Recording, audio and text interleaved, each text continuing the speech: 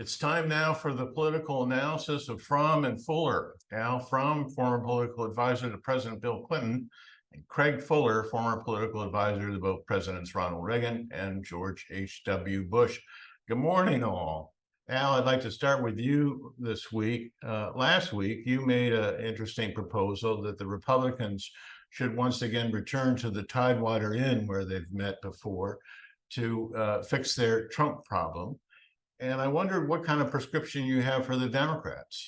I just think about this. Here we have the Republicans who basically haven't stood for anything. They didn't even have a platform.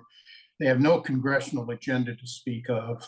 You know, their leading candidate has been indicted 4 times, has a bunch of civil suits, going to spend 2024 in court, and yet we're running even.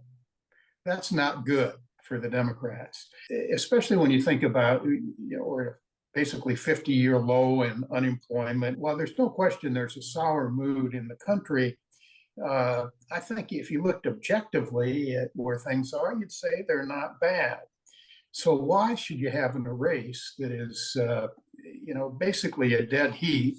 And given the small state bias, if we look at past elections, I'd say where the polls are right now, there's a very good chance Trump would get elected in the Electoral College because over the last few cycles, Democrats really need to win the popular vote by 3 or 4% to be assured of winning in the Electoral College. So what's happened? You know, I always like to refer to 1994 as a critical year. It's the year that Newt Gingrich came on board and won back the House. I always thought it was sort of a truth in packaging year for American politics. Up until that point, we really had, the Democrats in particular, and even the Republicans to some degree, but not as much, were coalition party. In 1994, there was many conservatives in the Democratic Party as liberals, and most of them were moderate, about 25, I think 48 in Gallup. But the Republicans have always been more conservative. They had 58% conservative then, they're 75% or so now. But think about it. What essentially happened to the Democrats is that working class Democrats, who had been the core of the New Deal coalition, have been replaced by more liberal college graduates who are now. So you have college graduates who, at least the part that are in the Democratic Party, are more liberal. I think generally they're not that much more liberal than the rest of the population. And they've replaced working class voters. And the other thing is the Democrats depended very much on minority voters. When Craig and I were fighting it out in 1992, the electorate was still 88% white. Now it's 67% white. And so the Democrats have gotten a boost over the last several years, last couple of decades, 3 decades, because they've done very well among minority voters, particularly Blacks and Hispanics. What's also happened is they've lost working class whites. Believe it or not, in 2020, non-college whites, which is the best way to look at the working class, went for Trump by 35 points. And what's starting to happen now is, and this is an ominous sign for Democrats, is that in the polling since 2020, working class Blacks and working class Hispanics are starting to vote, or at least identify less with the Democrats, a little bit more with the Republicans. It doesn't mean they're not going to vote overwhelmingly Democrat in 2024, but it means the margins are down, and in close races, it makes a big difference. To me, what the Democrats have to do is they have to start winning in areas where they haven't done well.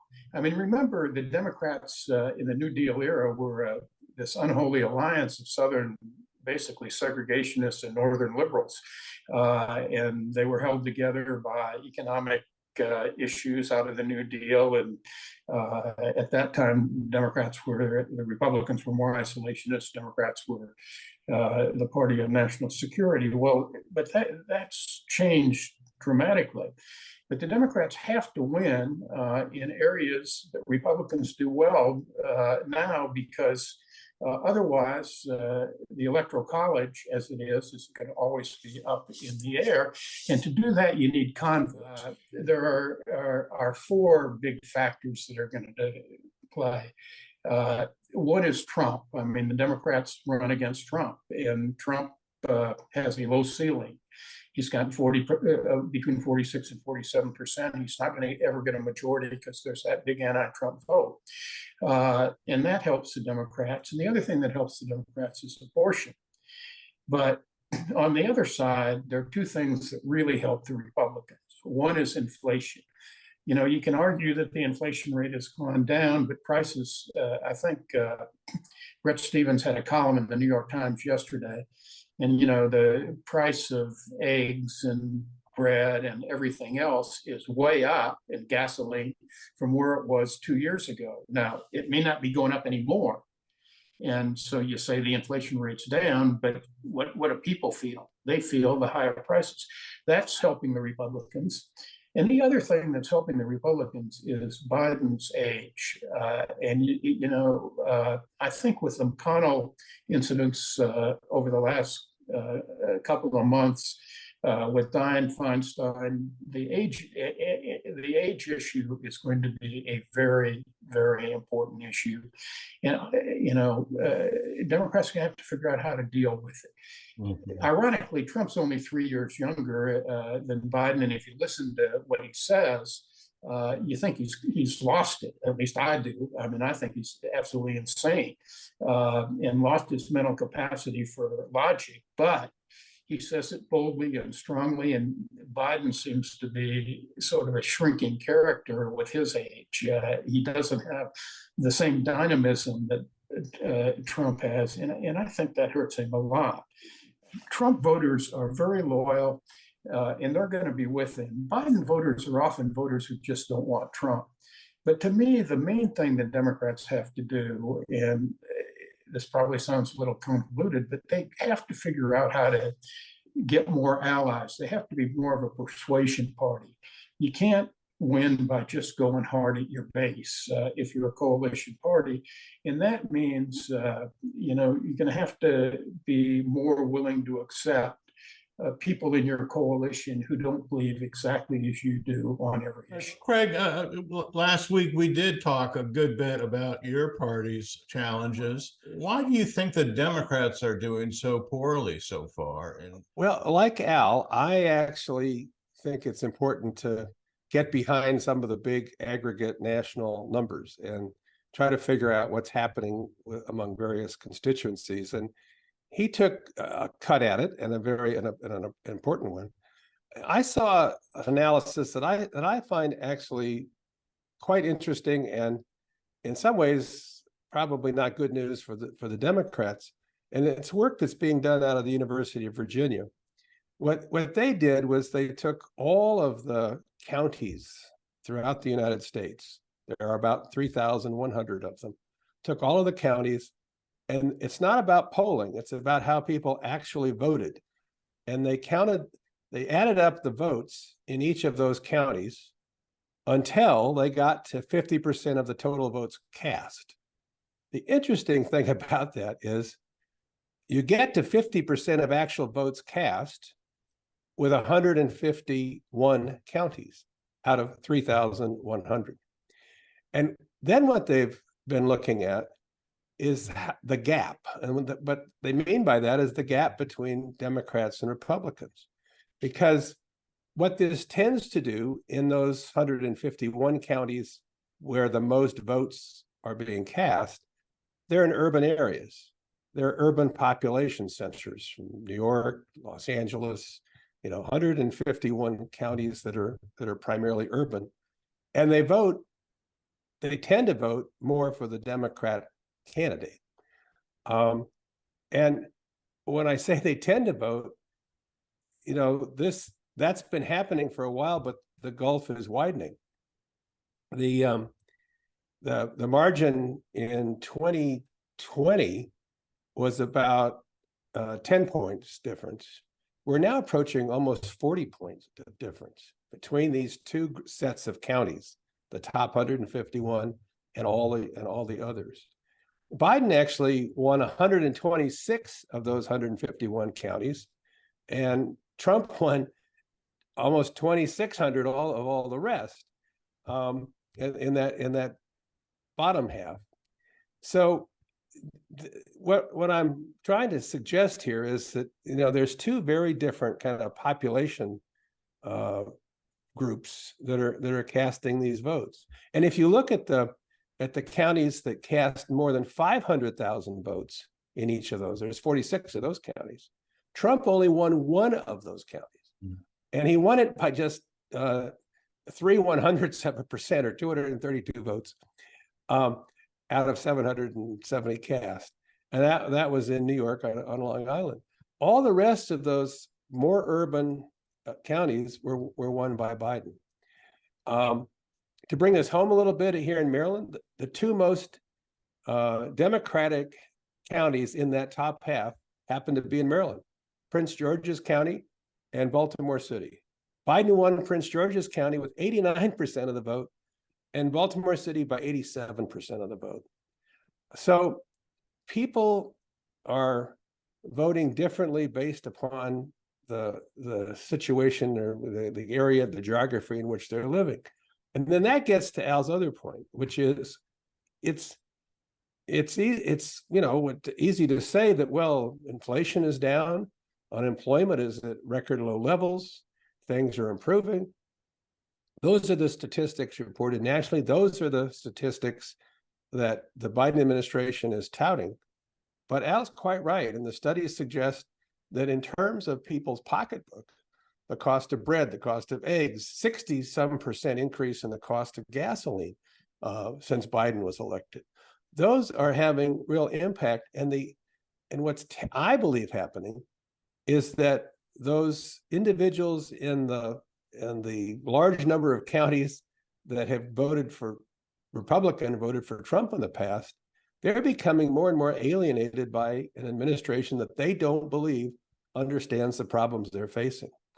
And then on the other side of the spectrum, in the urban areas, they're facing those same statistics. They're also facing crime. I mean, retail stores are pulling out of big urban areas because the shoplifting is so bad, the crime is so bad. You see tents up in urban areas all over the place. And so the people that have tended to come out in very high percentages for Biden or for the Democratic candidate now have real doubts about where the country's going, and thus the pessimism. I do think this is a serious problem, because an administration with positive developments, which the Biden administration has, that can't communicate that in a way that brings people over to their side, does not have a formula for success in an election. But then we get to the quality of the candidates, and that, in my view, is still an open case in terms of the Republican Party. It may be open in terms of the Democratic Party, but I think that Trump would have a more difficult time this time around. But there are a lot of voters spread across the country who have real concerns about where they're standing right now in their personal lives, and they're looking for a candidate, as we've said in the past, for a candidate that can relate to and understand the concerns of voters, not just sort of broad-based economic numbers. Al, forgive me if I got this wrong, but it seems to me we've talked in the past about whether Joe Biden would actually, at the last minute, pull out. And I'm wondering, under these circumstances, if you still think that might be a possibility. I think anything's a possibility. I think the next 2 months are going to be really important, because we're after Labor Day, people start focusing on politics. There's going to be a new batch of polls coming out in the next few days. They already are. The Wall Street Journal poll showed 69% of Democrats thought Biden was too old. I got to believe that the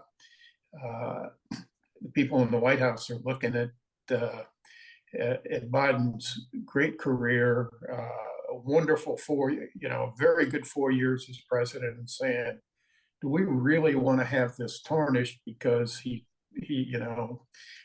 Frank Skeffington. He tried one election too many.